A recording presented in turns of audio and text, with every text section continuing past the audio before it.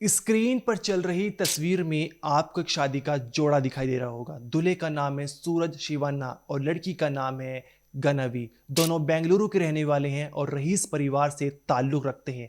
29 अक्टूबर 2025 को बेंगलुरु के कालीशान होटल में इन दोनों की शादी हुई थी। सूरज एक ऑनलाइन डिलीवरी सर्विस की फ्रेंचाइज ओनर है, वहीं 24 साल की गनवी एमबीए ग्रेजुएट है। शादी की तस्वीर में आप देख सकते हैं कि दोनों बहुत ही खुश नजर आ रहे हैं। शादी के 1.5 महीने बाद ये दोनों हनीमून ट्रिप पर जाते हैं श्रीलंका। 15 दिसंबर को 10 दिन की ट्रिप के लिए रवाना होते हैं, लेकिन हनीमून ट्रिप पर श्रीलंका में कुछ ऐसा होता है कि जो ट्रिप 10 दिन की थी वो सिर्फ 5 दिन में खत्म हो जाती है। 21 दिसंबर को ये भारत वापस लौट जाते हैं। इसके बाद दोनों परिवारों के बीच में विवाद होता है और गनवी जो है वो अपने मायके चली जाती है। और उसके चलते जो है 23 दिसंबर को गनवी अपने कमरे में जो है मौत को गले लगा लेती है। इसके बाद गनवी के जो पिता हैं वो एफआईआर दर्ज कराते हैं सूरज, उसके बड़े भाई संजय और उसकी मां जयंती खिलाफ। कहा कि इन तीनों ने जो है मेरी बेटी को शादी के बाद से ही दहेज के लिए प्रताड़ित किया था और यहां तक कि मेंटली और फिजिकली टॉर्चर करते थे। मैंने 40 लाख रुपए तक दे दिए थे, लेकिन उसके बाद भी मेरी बेटी को जो है ये मेंटली और फिजिकली टॉर्चर कर रहे थे, दहेज के लिए प्रताड़ित कर रहे थे। इसके बाद जो है एफआईआर दर्ज होने के बाद करीब 30 लोग सूरज के घर पहुंच जाते हैं, वहां पर हंगामा करने लगते हैं, जिसके चलते सूरज और उसका परिवार काफी डर जाता है।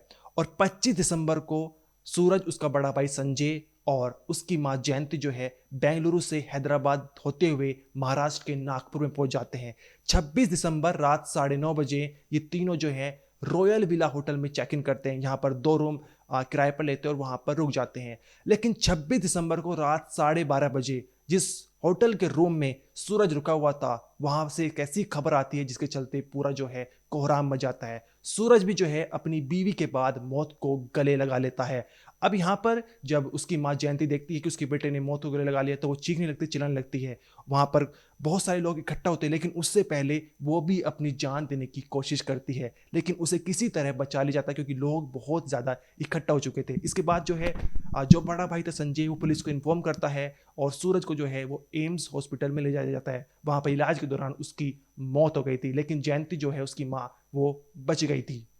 इसके बाद सूरज का बड़ा भाई संजय टाइम्स ऑफ इंडिया को एक इंटरव्यू देता है, जिसके चलते ये पूरी कहानी पलटती हुई नजर आ रही है। उसने बताया ना तो कभी हमने दहेज के लिए मांग की, यहां तक कि जो लड़की थी गाना भी वो शादी से राजी नहीं थी, वो शादी नहीं करना चाहती थी, लेकिन अपनी चाची के दबाव ने उसने ये शादी की है। और यहां तक कि हनीमून पर जो है वो ऐसा हुआ था कि लड़की के अफेयर के बारे में पता चला था, जिसके चलते जो 10 दिन की ट्रिप थी वो 5 दिन में खत्म हो चुकी थी। इसके बाद परिवारों में विवाद होता है और वहां पर गना भी मौत तो गले लगा लेती है। और जब हंगामा होता है, हमारे घर पर तोड़फोड़ मचाई जाती है, तो हम बहुत ज्यादा डर चुके थे और जो सूरज है वो डिप्रेस्ड हो चुका था, जिसके चलते उसने मौत तो गले लगाया और मेरी माँ ने भी जो जान देने की कोशिश की। ऐसा जो है उसने टाइम्स ऑफ इंडिया को इंटरव्यू में बताया है। अब ये क्या है पूरी कहानी, क्या इसके पीछे सच्चाई छिपी हुई है, वो आपको इस वीडियो में जानने को मिलेगी।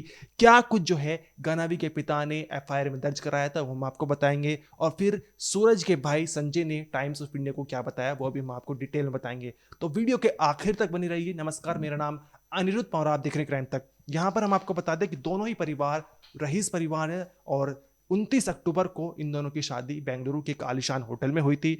इसके बाद जो है जैसे कि हमने आपको बताया कि लड़की ने मौत तो गले लगा ली जब वो हनीमून ट्रिप से वापस आई थी।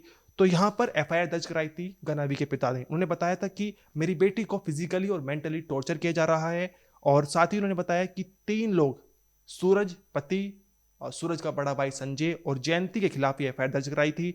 उन्होंने आगे एफआईआर में दर्ज कराया है कि ससुराल वाले ये कहते थे कि जब तक दहेज के पैसे नहीं दिए जाएंगे तब तक जो है सूरज और गनावी में पति पत्नी वाले रिश्ते नहीं बनेंगे। इसके आगे उन्होंने बताया कि जब भी मैंने और मेरे परिवार ने उनसे दरख्वास्त की है कि किसी तरह हमारी बेटी को अपना लो, तो वे हमें गाली देते और घर से बाहर भगा देते। वे हमारी बेटी को हम अपनाने को तैयार नहीं थे। यहाँ तक उन्होंने ये कहा कि जब तक तुम दहेज की रकम नहीं दोगे तब तक तुम्हें अपनी बेटी को ससुराल में भेजना भी नहीं चाहिए। इस तरह के बयान जो है उन्होंने कहे थे। इसके बाद उन्होंने कहा था कि 23 दिसंबर को 40 लाख रुपए मैंने जुगाड़ कर लेते और परिवार वाले ससुराल वालों को दे देते, लेकिन उस दिन भी मेरी बेटी को हैरेसमेंट झेलनी पड़ती है, उन्हें प्रताड़ना झेलनी पड़ती है और इतना ज़्यादा मेंटली और फिजिकली टॉर्चर किया जाता है कि मेरी बेटी जो है ससुरा मायके में आकर जो है मौत को गले लगा लेती है। ऐसा जो है गनवी के पिता ने जो है ये एफआईआर में दर्ज कराया था। उसके बाद उन्होंने कहा कि फिर मेरी बेटी को कोलंबिया हॉस्पिटल में जो है भर्ती कराया जाता है। वहाँ पर वो आईसीयू में भर्ती थी, लेकिन उसके बाद जो उसकी मौत हो गई। उसके बाद उन्होंने बताया कि सूरज और उसकी फैमिली को लगातार कॉल करने का प्रयास किया जा रहा है, लेकिन उनके फ़ोन स्विच ऑफ आ रहे हैं। और उन्होंने कहा है कि मेरी बेटी ने जो मौत को गले लगाया उसका इंसाफ मिलना चाहिए और इन तीनों खिलाफ जो है सख्त से सख्त सजा मिलनी चाहिए। ऐसा जो है गनावी के पिता ने एफआईआर में दर्ज कराया। अब हम आपको बताते हैं कि इसके बाद जो है सूरज के घर पर हंगामा मचता है। हंगामा के बाद जो है ये सूरज, उसका बड़ा भाई संजय और जयंती जो उनकी माँ है, वे तीनों हैदराबाद से होते हुए महाराष्ट्र के नागपुर के रॉयल विला होटल में चेक इन करते हैं। 26 दिसंबर रात 9:30 बजे की बात है। इसके बाद जो है रात 12:30 बजे सूरज मौत को गले लगा लेता है। अब यहाँ पर जो बड़ा भाई संजय वो टाइम्स ऑफ इंडिया को इंटरव्यू देता है।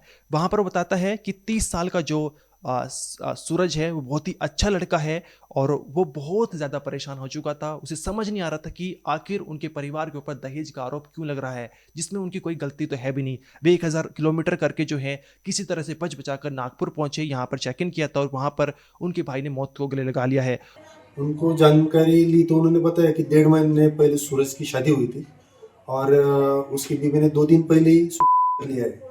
तो उनके घर वालों ने इनके खिलाफ कंप्लेंट दर्ज की है। तो उसी मनस्थिति खराब होने के कारण वो यहाँ रहने को आए थे और भाई ने वो यहीं पर 12 बजे करीब क्या उनकी बॉडी को हैंड ओवर कर दिया गया है? फिलहाल सूरज की बॉडी को एम्स हॉस्पिटल पहुंचाया गया है। वो पीएम शुरू है और बाद में बॉडी हैंड ओवर की जाएगी। मामला इनके ऊपर पहले से दर्ज है। बराबर, कर्नाटक में सूरज की पत्नी ने सूरज की पत्नी के घर वालों ने उनके खिलाफ मामला दर्ज किया। आगे उन्होंने बताया कि गनावी के मौत के बाद उन्हें लगातार जो है वो धमकी मिल रही थी, मौत के थ्रेट्स मिल रहे थे। यहाँ तक कि 30 लोग जो है उनके घर पर हंगामा करने चले गए थे। एक तरह से उनकी जान खतरे में थी, जिसके चलते वहाँ से बेंगलुरु से रवाना हो गए और नागपुर आ गए। जो संजय है वो भी एक बिजनेसमैन है, यानी दोनों ही परिवार बहुत ही रईस हैं। इसके बाद जो है उन्होंने बताया कि 29 अक्टूबर को इन दोनों की शादी हुई थी, लेकिन शादी के दौरान जो है गनावी वो राजी नहीं थी, लेकिन चाची ने जब दबाव बनाया उसके बाद गनावी ने शादी कर ली थी।